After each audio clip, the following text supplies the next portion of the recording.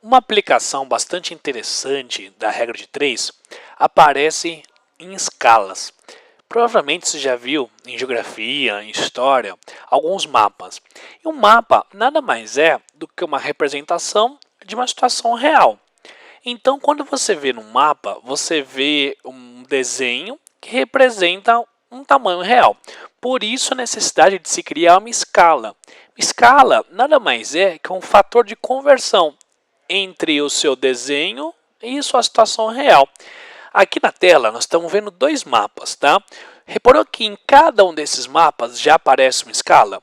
Nesse primeiro mapa, ele fala para você sobre a escala na forma de um desenho e ele descreve a escala aqui em cima, né?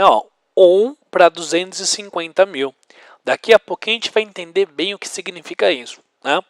No outro mapa aqui do lado, né, que mostra uma das tragédias da Segunda Guerra Mundial, ele fornece uma escala também, só que ele mostra para você somente os centímetros, sem descrever a escala que nem aparece descrito aqui, né? Então, vamos entender um pouco o que é uma escala, né? Pensa na escala. A escala você pode entender ela com uma razão. E, na verdade, criar uma escala é criar uma razão entre algum tamanho que você consegue medir no desenho, no seu mapa, e a mesma situação, o mesmo tamanho, medido na vida real. Né? Então, para você criar a escala de um mapa, basta você pegar um tamanho que é conhecido tanto na situação real, na situação de verdade, quanto na situação do desenho. A razão entre esses dois tamanhos é exatamente a escala. Então, quando nós vimos isso aqui, ó, lembra desse mapa aqui, ó, escala 1 para 250 mil? O que significa essa escala? Quer dizer o seguinte, que 1 centímetro no mapa corresponde a 250 mil centímetros na situação real. Então, toda vez que você for ler uma escala, quer ver? Olha nesse exemplo que aparece aqui, ó, escala de 1 para 1000 em centímetros. O que significa essa escala? Quer dizer o seguinte, quer dizer que 1 centímetro no seu desenho corresponde a 1000 centímetros na situação real. Tudo bem? Então, uma escala de 1 para 1000 quer dizer isso, que 1 centímetro no mapa corresponde a 1000 centímetros na situação real. Muitas vezes, 1000 centímetros não é conveniente na situação real, porque é um número relativamente grande.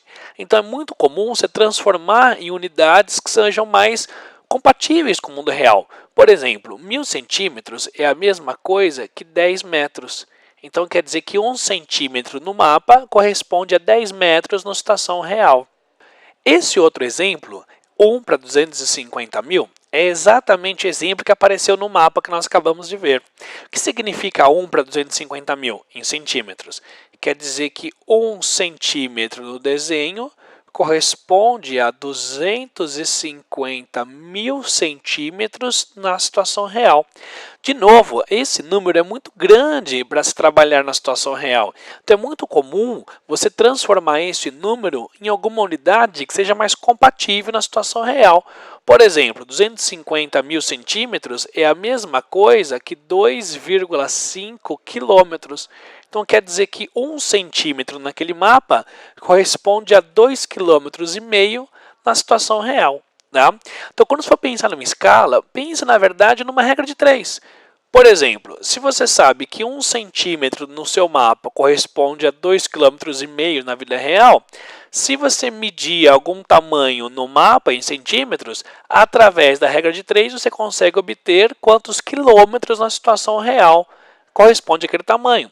Ou ao contrário, às vezes você sabe qual é a medida na situação real em quilômetros. Conhecendo a escala, através da regra de 3, é possível obter quantos centímetros correspondem à distância no seu mapa. Então pense sempre na escala com uma razão. E através da escala você consegue obter tamanhos tanto no desenho quanto na situação real, através da regra de 3.